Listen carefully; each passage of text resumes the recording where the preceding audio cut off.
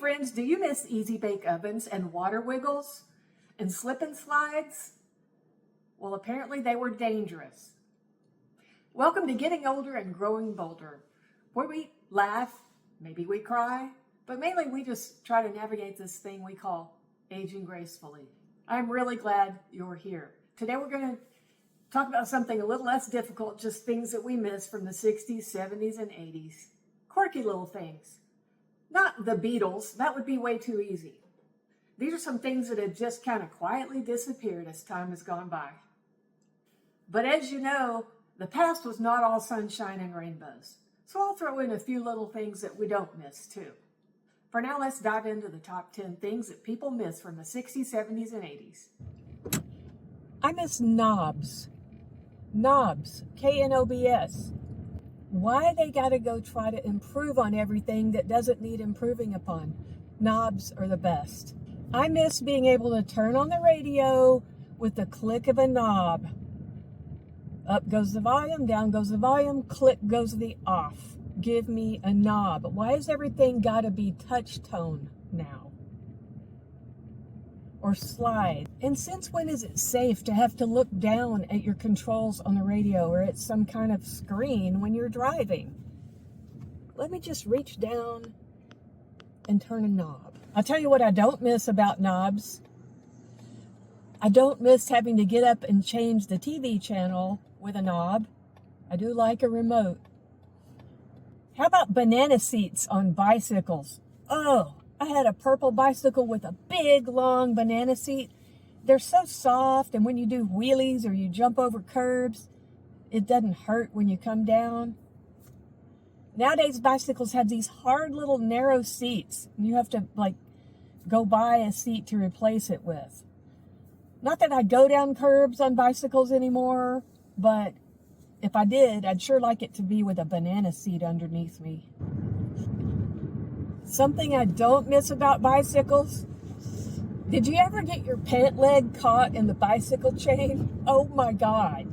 You're wearing these big bell-bottom pants on a bicycle and the chain is completely exposed, and the next thing you know, your pant leg is all up in the chain and you're going down. So thank goodness they have fixed that about bicycles. Of course, a lot of kids had sense enough to tape up their bell-bottom pants so that it didn't get stuck in the spokes. In the spokes too. Things were always getting caught everywhere on those old bicycles. Okay, here's another vehicle-related one since I am driving. And by the way, look at that beautiful skyline of Austin, Texas in the background. I miss the kind of road trips we had in the 60s and 70s. We were always interacting on our road trips, and I don't have anything against iPads and people watching videos and being on their phones all the time. I'm not one of those cranky older people about that. But we had so much fun on our road trips when we were interacting with our parents and our siblings. We played games. Now, maybe I was lucky because my parents, they didn't put us in the back seat and tell us to, play with our toys or look at our phones, because obviously we didn't have phones. But I kind of put this whole thing on the parents today that don't want to hear from their kids, don't want to interact with them, and so they just give them videos in the back seat. Oh, I remember hating that when they first came out with video screens and minivans, and the kids would just sit back there and watch Barney. I'm like, no. Why are you not interacting with your children? Okay, I'm not a parent, so I know that could be controversial. And I'm sure if I had little kids, I'd want them to get away from me a lot of times. But I know that growing up, we had so dang much fun. Miles and miles and hundreds of miles interacting with our parents, learning stuff, funny stuff, laughing, getting in fights with my brother. Oh my gosh. They didn't love that. That didn't usually end well, but I'm telling you, it was so much more fun than just driving along in silence, thinking of nothing but how soon you can get there. Because when it comes to family vacations, half the fun is just getting there. Half the fun is playing games on the road with your family. Okay, I guess I'm a little old school on that one. I got to match that up with something I don't miss about road trips in the 60s and 70s. Not having a cell phone in those situations can be a serious safety issue. If you ran out of gas back then, and we did, oh my God. Sitting in the middle of the desert in New Mexico, hoping that a highway patrolman would come along because you are a 20-mile walk from the nearest gas station, that happened to us. But I always felt safe as long as my daddy was there. And sure enough, after about a half an hour, there came a highway patrol. Said they see that a lot out that way. Before we move on to other categories of things that we miss about the 60s and 70s and maybe the 80s, drop a comment about things that you miss. Let's get the conversation going about this community of people who are growing older together, whether we like it or not. Welcome back. Now that we've covered the transportation-related items, plus knobs, and one more thing about knobs. The best thing about them, if one of them broke off of your TV, you could just get the pliers and go up there and still change the channels. Try using pliers on your smartphone or your smart TV. Number 7, phone books. Remember those massive yellow monsters that could double as giant paperweights, booster seats, elevation devices, step stools, door stops? A lot of uses for phone books, but mainly if you had a crush on somebody in high school, you could look them up in the phone book instead of swiping left or right. But the weird thing is, to look them up in the phone book, you had to know their dad's last name and first name because everything was listed by the dad's name. That part's just weird now. And you would think with technology today, it would be easier to find people's phone numbers. But no, it's dadgum near impossible without that giant yellow phone book. Now, I know you may not want your phone number to be found, but back in the day, you could put your number as unlisted in the phone book. There would be your name, and then just right next to it, it would say unlisted, like you were really important. Number 6, drive-in movie theaters. Oh, those were so much fun. I don't know which was more fun, watching the movie outside with your popcorn that you brought from home and your drinks that you brought from home because it was all free, or maybe the extracurricular activities that were going in the car next to you, of course, not your car. I can't say that I was never involved in trying to sneak someone into a movie theater, locking someone into the trunk or burying them in the floorboard and throwing a blanket over them. My whole family used to go to the drive-in one time when I was 5 years old, and I begged for them to let me go up to the concession stand by myself, and they finally acquiesced, and off I went.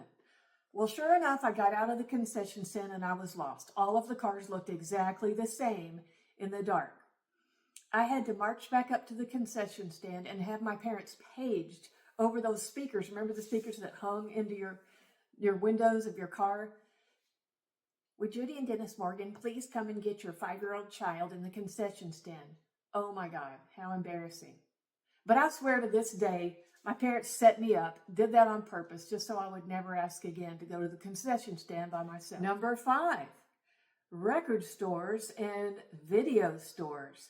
I know you can still find record stores because vinyl's making a big comeback, but VHS tapes aren't. Remember walking into a VHS store to rent an armload of videos? It'd take you like 3 hours because you'd pour over every movie in there. You get home with 4 or 5 videos, and maybe you'd watch one of them. And don't forget to rewind your VHS tape. They would penalize you if you didn't. Yes, rewind. That was a word. Something I do not miss about renting videotapes, besides rewinding them, is the massive penalties and fines you had to pay when you forgot to turn them in on time. Number 4, retro candy. Candy cigarettes and bubblegum cigars. Well, it's no wonder they got rid of those. I mean, do we really want children to walk around pretending to be smoking and chewing on cigars? Well, I loved nothing more, though, than my candy cigarettes. I would waddle up to my mom sit next to her while she was puffing on her Salems. And there I was with my candy cigarettes, trying to be just like her. Or my grandfather, I'd get my bubblegum cigar while he was sitting there chewing on a stogie, and I'd be right there with him with my bubblegum cigar. Then there were the giant strips of taffy. I loved those. And you could slap your brother with them. And then there were the Pop Rocks, the blue holes in your teeth. You can still get some of these things, but they're really hard to find. Let's see. Okay, yeah. Slow Pokes and Sugar Daddies. One time, I was 3 years old, I had one of those, got stuck down my throat. My mom freaked the F out. But all she did was pull it out and I was fine. But I can see why some of these things are no longer findable. How about clove chewing gum? Yeah, I got my hands on some of these things. And then there was the candy whistle. Shh. Oh, love me a candy whistle. My parents, not so much.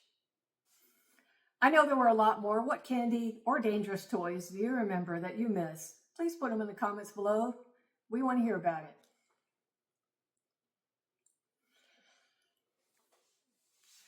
Number 3, don't you miss simpler choices?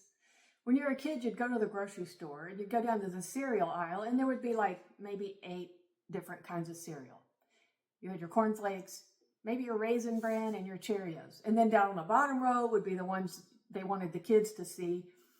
Captain Crunch, Fruit Loops, Honeycomb. Well, nowadays, you go into the grocery store and just on the cereal aisle, you might find 47 different kinds of marshmallow cereals of different shapes. I know for a fact that our most popular grocery store, H-E-B, has over 100 selections of bread. It's enough to make you want to go start smoking candy cigarettes. I mean, no wonder we're stressed out with too many choices. Okay, number 2, and it's a big one. And it's not really a funny one, but I'd be remiss if I didn't mention it, and you knew it was coming. I miss being able to get a real person on the phone when you're desperate to get help. Have you noticed when you need to call customer service for anything, they're going to make a list of choices for you to choose from, and your item is never on that list. So you listen intently through the list of options, hoping that A, your item will miraculously be listed in the menu of options, or B, the final one will be press 0 to talk to a real person. Well, that never happens. The last option is always to repeat this list of options of things that did not help you. All the while you're listening to badly produced electronic music with every now and then a voice coming on telling you to go to their website to help yourself and get this problem resolved. This just in. We've already been on their ever-loving website, and so it's not going to help us to go to www this particular store insurance company dmv.com and help ourselves. We know how to use a computer, and we've already tried. We don't necessarily want to talk to a human. We just need to. And on to number 1. You know what I really miss? Hippies. I mean, true blue, barefoot in the grass hippies. And I know a lot of you won't agree with me on that, but my parents were hippies, my aunts and uncles were, and they weren't just about tie-dyed shirts and butterflies and flowers in the hair, although that was really great. They were dreamers and doers, living out of a van that would only start up every other Tuesday or so. There was the summer of love. There was amazing music that came out of the 60s and 70s. And they did things that were ahead of their time, like protesting things that needed to be protested, working for civil rights. They taught us to question authority. They actually believed that we could change the world with kindness, with their bell-bottoms, flowers in their hair, and the patchouli oil to mask the smell of weed. So whether you love them or roll your eyes at them, hippies stood for compassion, kindness, and hope. And I gotta say, I miss that kind of idealism in the air. So there you have it. There's a top 10 list of things we missed from the 60s, 70s, and a little bit of 80s. What things do you miss? What hits you the hardest or the easiest? Please drop me a comment. And also, please like this video, even if you only liked one thing, because these videos are going to get better and better with your help. And together, we're getting older, but we're also getting bolder. See you in the next video. Bye. Bye.